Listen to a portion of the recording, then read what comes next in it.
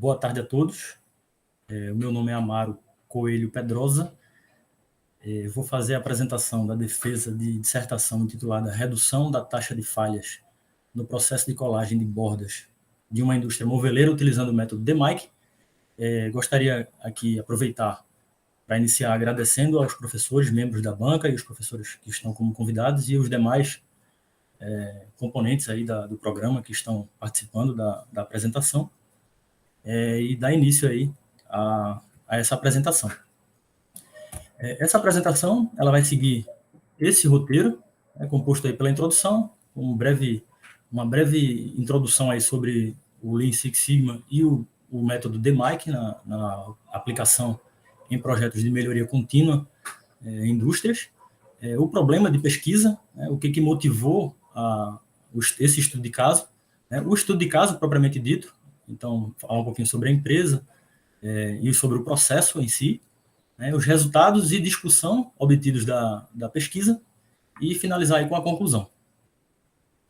Então, para introduzir, o método Six Sigma, ele é um método que visa a redução da variabilidade dos processos por meio aí da aplicação de ferramentas específicas dentro de uma gama de ferramentas que são utilizadas, e com a utilização em conjunto do método DMAIC. Então, quando a gente precisa implementar projetos de melhoria contínua, o ciclo ou o roteiro DMAIC é uma excelente ferramenta, um excelente método aí para nortear o guia desse processo de implementação do projeto de melhoria contínua. Então, trazendo aqui para as ferramentas que são utilizadas em um projeto de melhoria contínua, utilizando a ferramenta Lean Six Sigma. Então, à esquerda eu tenho as ferramentas utilizadas num processo que utiliza o Six Sigma, e à direita com a filosofia Lean. E a ideia do projeto é fazer a integração dessas duas ferramentas e utilizar o que a gente chama de Lean Six Sigma. Então, essa tabela ela mostra aí quais ferramentas podem ser utilizadas em cada fase aí do DMAIC, certo?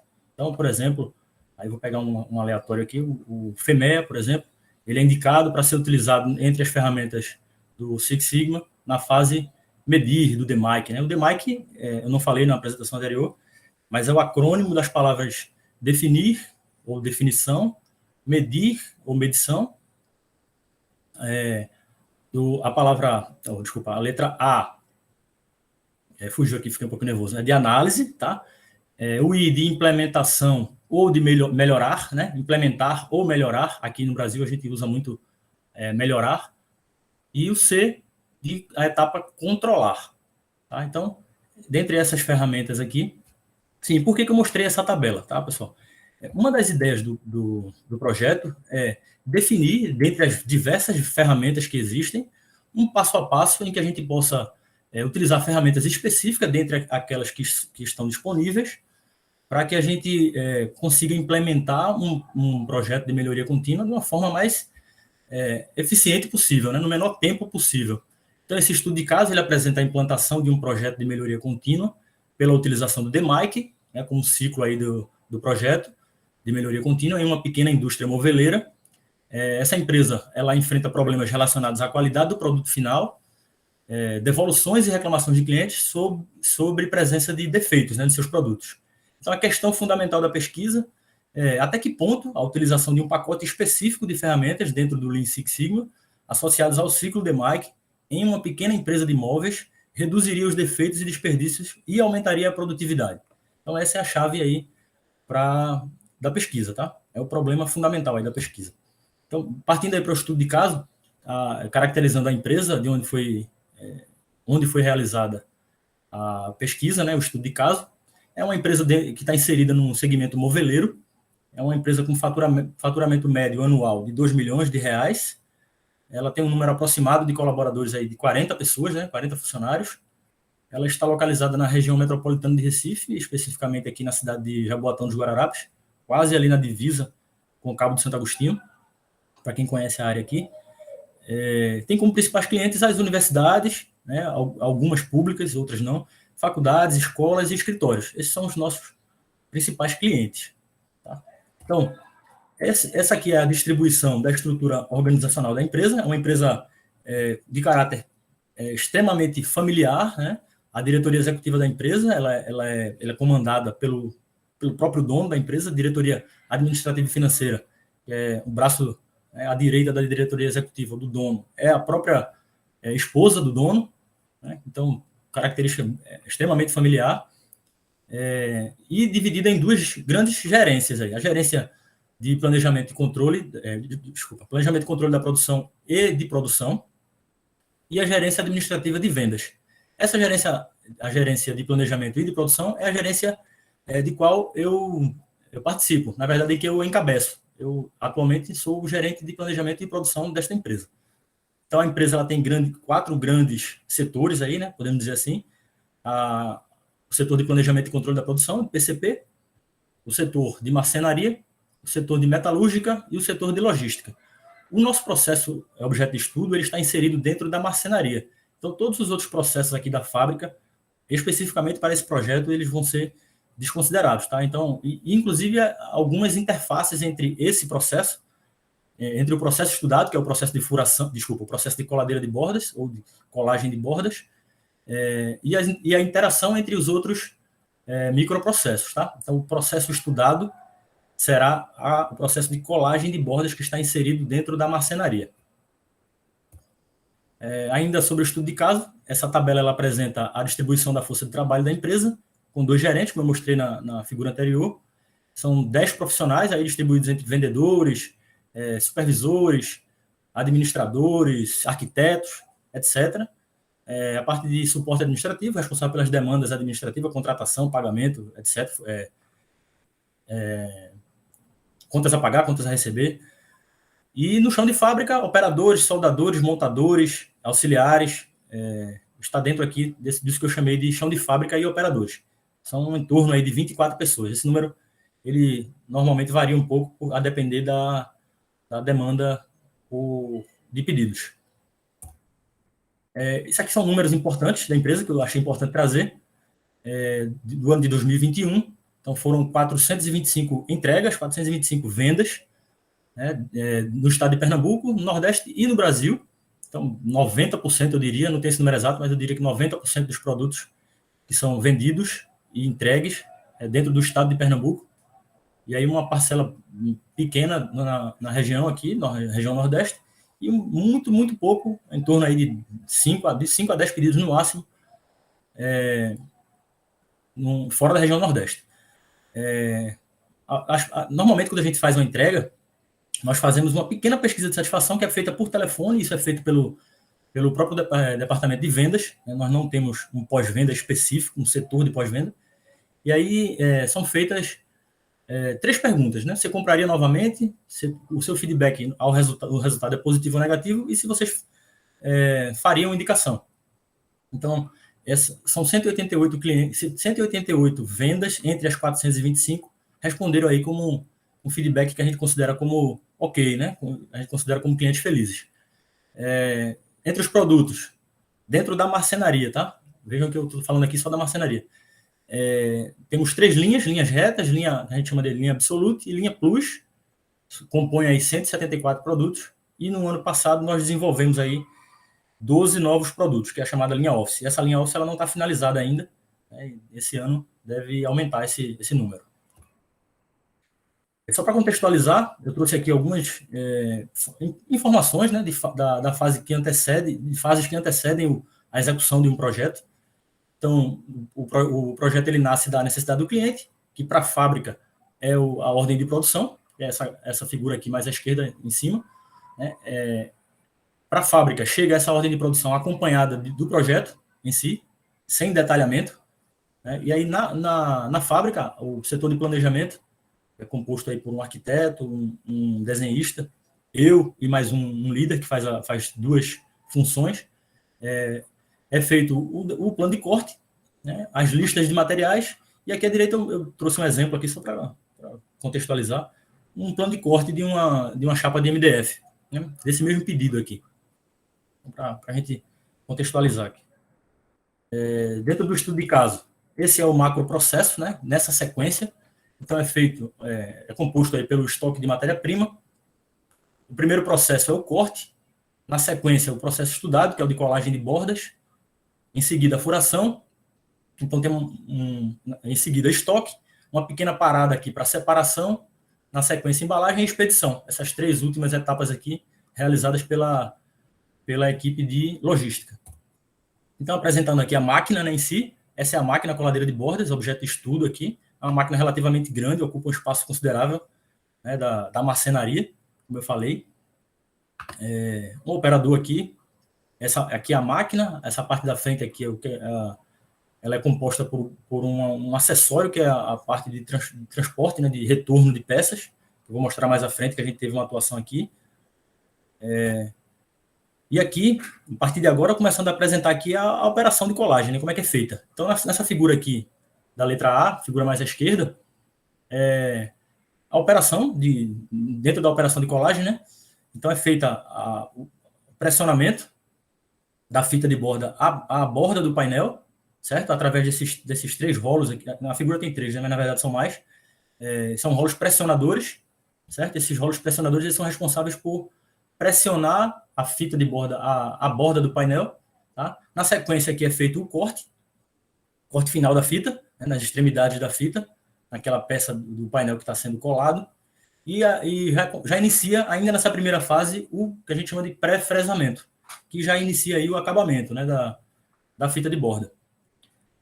Essa segunda figura da fase de operação de colagem já é a parte de acabamento em si.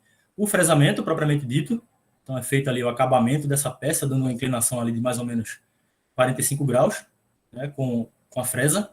Depois é feito um acabamento com raspador. Esse raspador aí ele vai dar o que a gente chama de ajuste fino, a limpeza fina, né, da borda. E na sequência é feito um polimento. É uma limpeza mesmo dessa parte que fica exposta no produto. E aí, qual foi a abordagem que foi utilizada, né? Como eu falei, a gente vai usar o método DMAIC, ou DMAIC, como é chamado também. Em cada uma dessas fases, eu selecionei algumas ferramentas específicas, né, dentre aquelas que estão disponíveis. E como é que eu fiz essa seleção? Algumas por tentativa e erro e outras obtidas da literatura, tá? O que normalmente se usa em processos processos fabris que não são tão complexos. Então, a literatura tem muita coisa, por exemplo, da parte de medicamentos, da parte de metalúrgica, tem muita coisa também. A literatura apresenta soluções nesse sentido.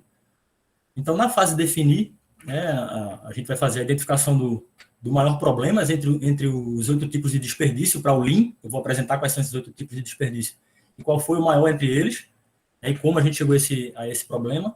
A identificação do maior defeito, entre os defeitos que se apresentam no processo, o mapeamento do processo em si. Então, isso aqui dentro da fase definir. Na fase medir, foi feito o cálculo dos defeitos, né? A gente começou a registrar os defeitos. A gente sabia da existência dele, mas não sabia em que volume, em que quantidade, com que frequência, que tipo de defeitos aconteciam.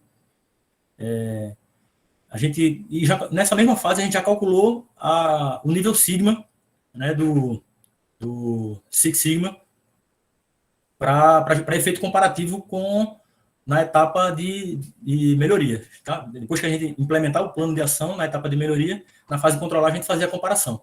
Então, na fase de medir, cálculo dos defeitos e cálculo do nível sigma.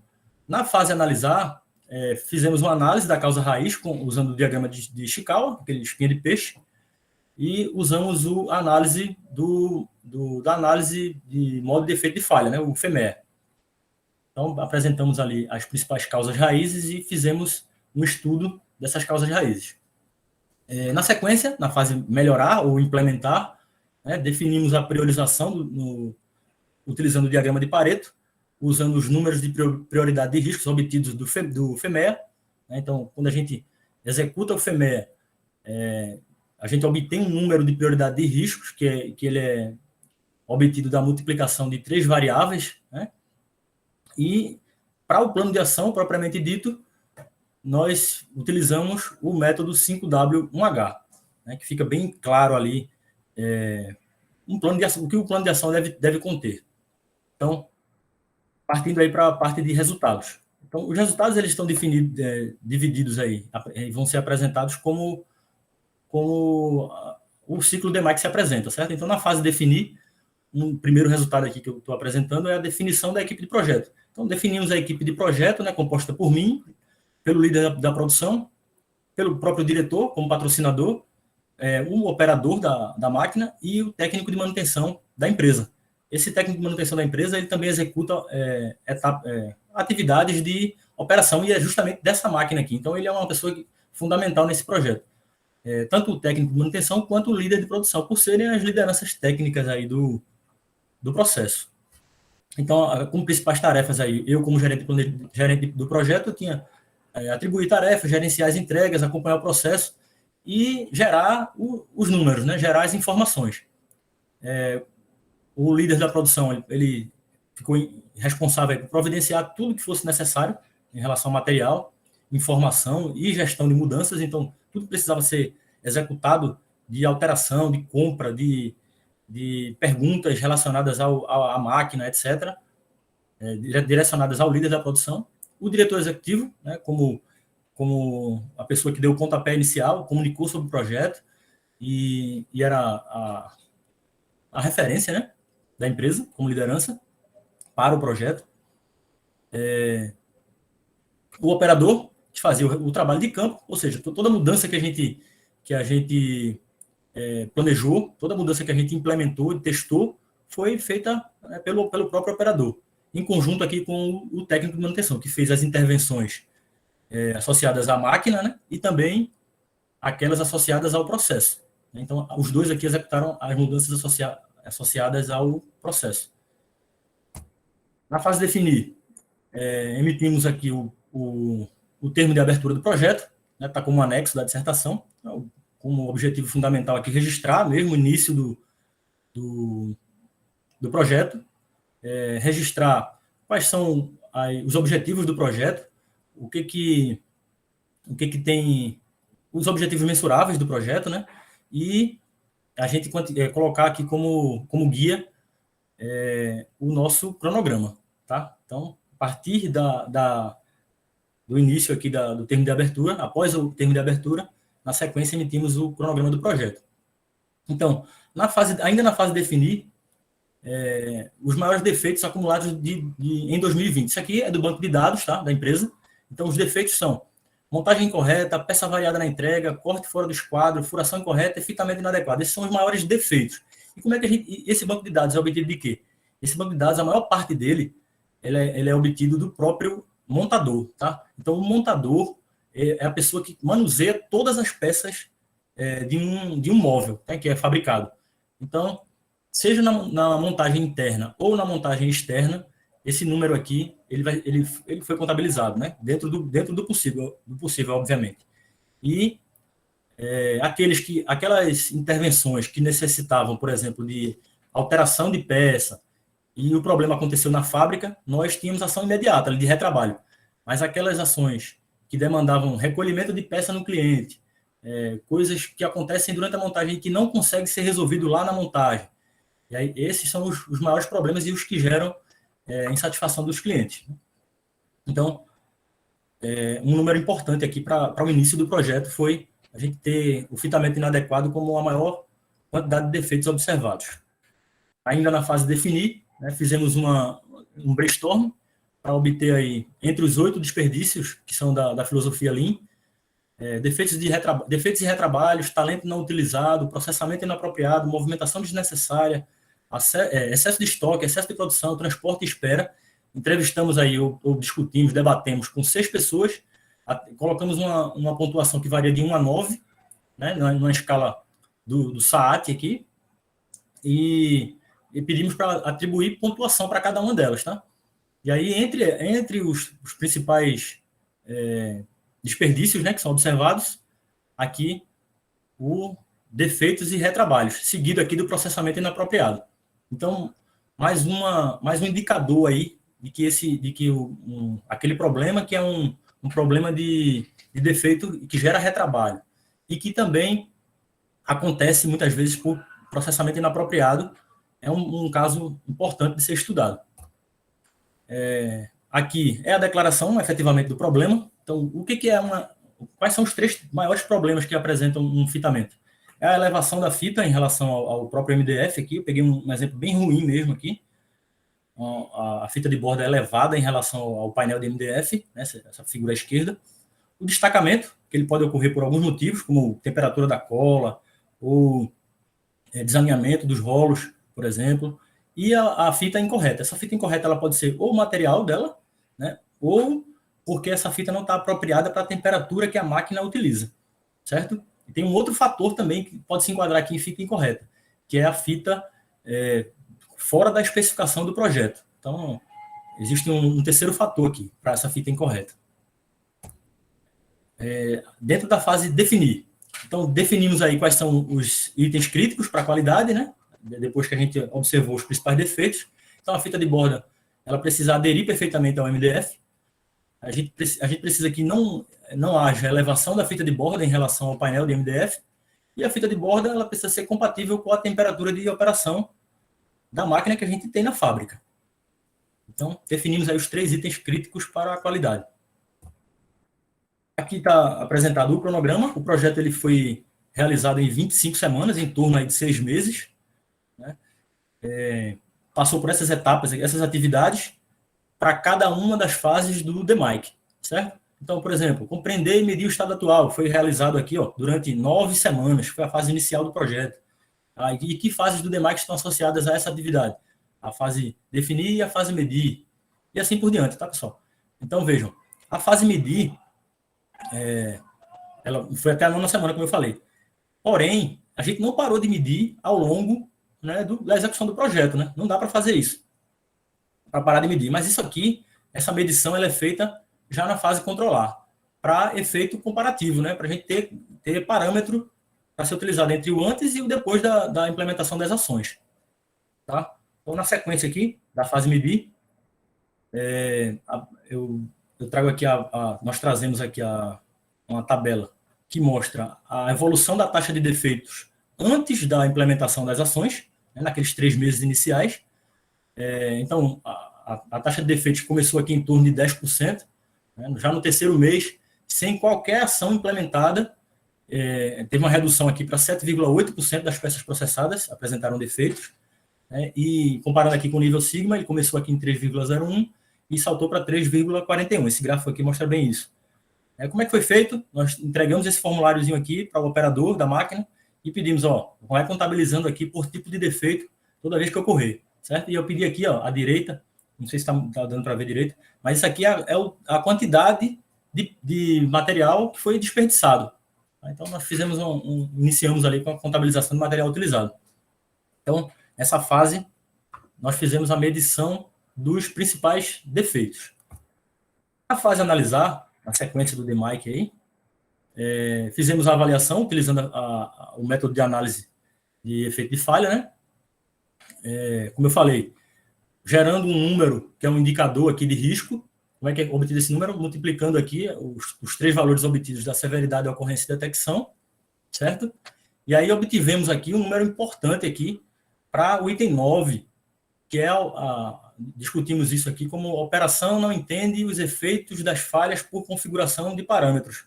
Ou seja, a maioria das falhas, elas podem estar associadas ao fato de a operação não entender que ocorrem falhas por configuração de parâmetro da máquina. Então, por exemplo, qual temperatura eu devo utilizar?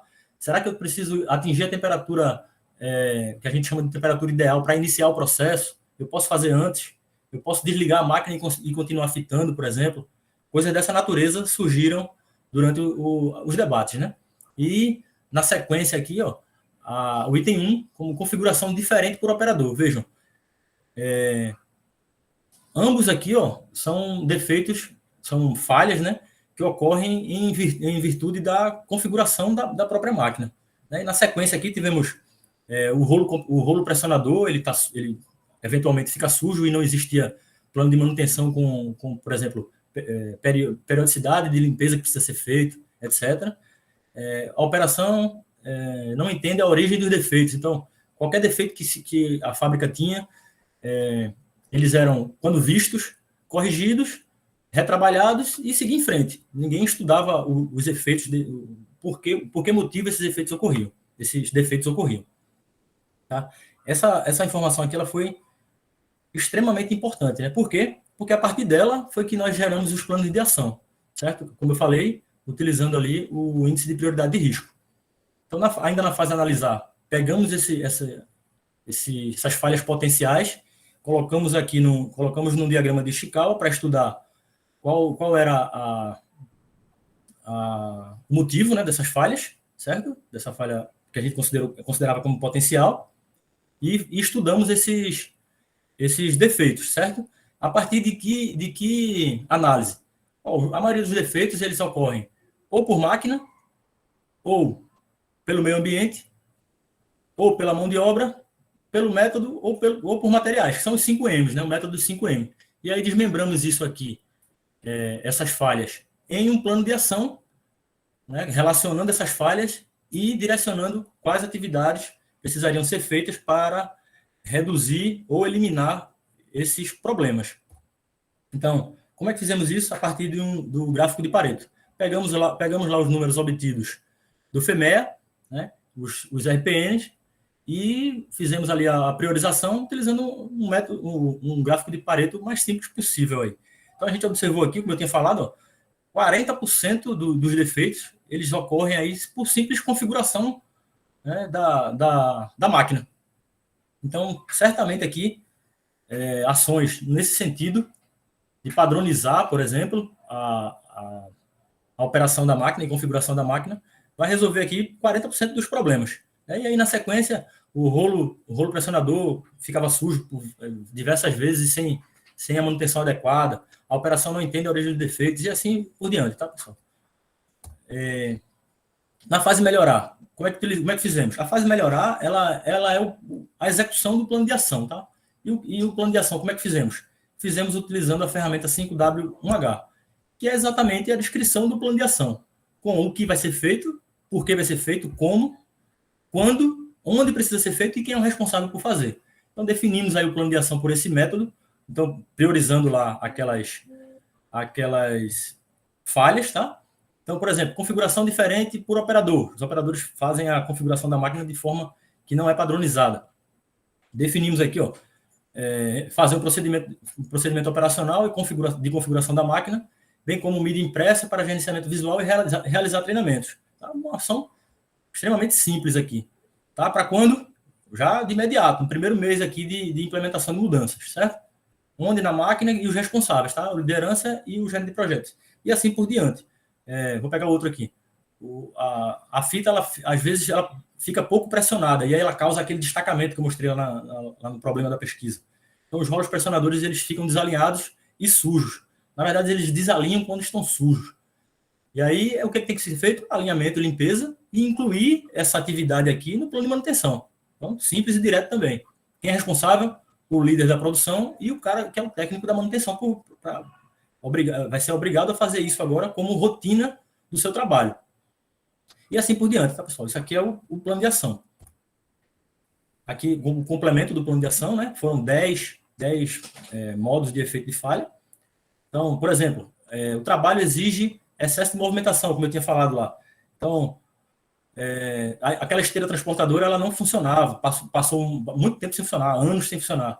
E aí a gente fez um estudo naquela esteira e vimos que se a gente substituísse as correias, fazendo pequenas adaptações e corrigindo o defeito que tinham os dois motores que fazem a esteira funcionar, a gente conseguiria botar ela para funcionar novamente. Então, para quando? Já no começo também da implementação das ações aí, segundo mês. E obtivemos aí também resultados satisfatórios nesse sentido. Vou mostrar mais adiante. Então, na fase melhorar, trazendo aqui já como resultados do plano de ação, a instrução de trabalho, extremamente simples, composta aí por 2 etapas. Uma etapa de verificação, precisa ser feita pelo operador, e uma etapa de operação, então sequenciamento de atividades aí. Isso aqui é um anexo também da dissertação. Então, por exemplo, alimentar a fita de borda, ajustar a altura do regulador de passagem, verificar nível de vaselina, coisas assim que são óbvias, tá? Mas agora elas fazem parte de um roteiro que precisa ser seguido pelo operador. Tá? Então, não tem justificativa do cara não seguir mais. Isso aqui foi difundido, inclusive, entre os demais operadores de demais processos, tá? Que eventualmente podem substituir o operador que é o responsável por fazer essa atividade. Aqui na sequência também, pequenas ações como trouxemos as ferramentas que o cara precisa para a bancada dele, desenvolvemos pequenos armários para o cara colocar os objetos que eles mais usam, parafusos e fixadores que são utilizados com frequência, colocamos ali à disposição, identificados e próximos também da operação, isso não existia. Então, ações muito simples e que trazem resultados significativos. Aqui, por exemplo, a limpeza do reservatório de cola, que a gente chama de coleiro, né? Aqui a situação que se encontrava e a situação que a gente pretende manter, né? Agora, com o plano de manutenção sendo executado da maneira correta, certo? Então, fizemos aí uma limpeza, lubrificação, substituição das resistências, pintura com tinta de alta temperatura. Aqui os rolos pressionadores, né, limpeza deles também, alinhamento desses rolos pressionadores, feito pela equipe de manutenção também, na fase melhorar. Aqui, já iniciando aqui os treinamentos, tá? Dentro da fase melhorar também. Então, toda vez que é emitido um novo procedimento, a equipe é treinada, né? E agora, dentro das etapas administrativas, de contratação, de reciclagem, nós colocamos como toda vez que o operador, o funcionário, né, de determinado processo, ele vai fazer exame periódico, por exemplo, ele precisa, no retorno, fazer um treinamento de reciclagem. E aí isso, a partir da implementação desse projeto, ele já está valendo. Aqui a liderança da fábrica, junto com operadores, e a menina que faz os detalhamento do projeto no planejamento e controle da produção. Aqui, a reativação da esteira, né, como eu falei, essas setas aqui estão apontando as correias que foram substituídas e algumas aqui foram adaptadas, né, para que essa esteira aqui possa começar a funcionar, a rodar, né? E aqui essa seta aqui na horizontal apontando os motores que foram retirados para fazer enrolamento. Voltaram aí com aproximadamente 2 semanas, então voltou para funcionar, fez a adaptação, refizemos a parte elétrica e funcionando, tá? Começou a funcionar. Dentro da fase controlar, já como resultado aí da automação da esteira, por exemplo, tivemos aí um ganho em relação ao deslocamento desnecessário. O operador, nós contabilizamos que ele fazia um deslocamento de mais ou menos 1,5 km por semana, só para fazer o acompanhamento da peça, enquanto ela vai sendo colada naquele processo, e retornar com a peça e fazer a estocagem, né, ali ao lado da esteira. E aquela esteira, antes, ela funcionava como bancada de apoio. Então, existia também a necessidade de o operador fazer 2 movimentos ali de levantamento de peso. Ele colocava na esteira e depois ele tinha que colocar no pallet. Então, acabamos com isso. E a taxa de disponibilidade da máquina, né, que é um número aqui que chegamos a um número aproximado mesmo, porque o processo, ele é, como eu falei, né, o processo ele é distribuído na fábrica de uma maneira que é não linear. Então, nós, eventualmente, temos muitos pedidos em que precisamos, por exemplo, estender o turno ou duplicar turno, e tem tempos em que o operador da máquina coladeira ele vai fazer outra coisa, por exemplo, vai montar. Então, é comum a gente ter essa oscilação nessa etapa do processo de colagem. Então, chegamos a esse número aqui, que é um aumento aí de 10% no tempo de disponibilidade da máquina. Ainda na fase controlar, passamos a fazer um gerenciamento visual, né, das etapas de produção. Isso aqui já estendido aos demais processos, né? Você pode ver aqui corte metalúrgica, por exemplo, né? Usinagem que está dentro da marcenaria, furação. Então, cada processo aqui e seu respectivo dono, né, dono do processo, né? Então, ele recebe lá o número do pedido, o responsável, o que precisa ser feito, qual é o prazo e como é que está, certo? Então, diariamente, isso aqui é debatido, uma reunião que não dura mais do que 15 minutos, que a gente chama de pregão. E aqui, depois dessa reunião, a gente sai com ações efetivas, tá? Com responsáveis. Precisa comprar, por exemplo, uma ferramenta. Então, aqui nos itens críticos, aqui, se for crítico o pedido, já aparece aqui como responsável para executar o plano, para que esses pedidos aqui não atrasem e que ocorram da forma correta. Então, uma ação também muito simples aqui, fizemos esse quadro lá mesmo, né, e agora já virou rotina isso aqui. Todo dia de manhã, primeiro bom dia, quadro de gestão à vista. Outra informação de gerenciamento visual, fizemos esses cartões, esses cards aqui, imprimimos, colorido, fizemos a plastificação e aí disponibilizamos isso para que o operador tenha sempre isso próximo dele. Fizemos alguns, vários, não fizemos alguns, isso está sempre disponível. Então, o cara tem dúvida, ao invés de abrir a pastinha lá no tal procedimento, que fica na caixinha próxima à máquina, ele já tem isso aqui disponível de uma forma com informações mais simples, inclusive. Então, ele pode, na etapa de verificação de tarefas, ele vai lá, o que precisa ser feito rapidamente, e na etapa de operação, propriamente dita, o que precisa ser feito. Então, ação também extremamente simples aqui e de baixo custo. Na etapa controlar, nós fizemos aqui uma comparação, do cálculo do nível sigma. Então, a partir de setembro, nós começamos a contagem, nível sigma aqui em 3.01, com defeitos por milhão de oportunidade, em torno de 65.181 defeitos por milhão de oportunidades. E aí finalizamos a etapa de medição do projeto, de implementação de ações, com uma redução aqui para 6.043 defeitos por milhão de oportunidades, o que corresponde aí a um nível sigma de 4,01. Certo? Isso aqui é o cálculo do defeito por milhão de oportunidade, tá?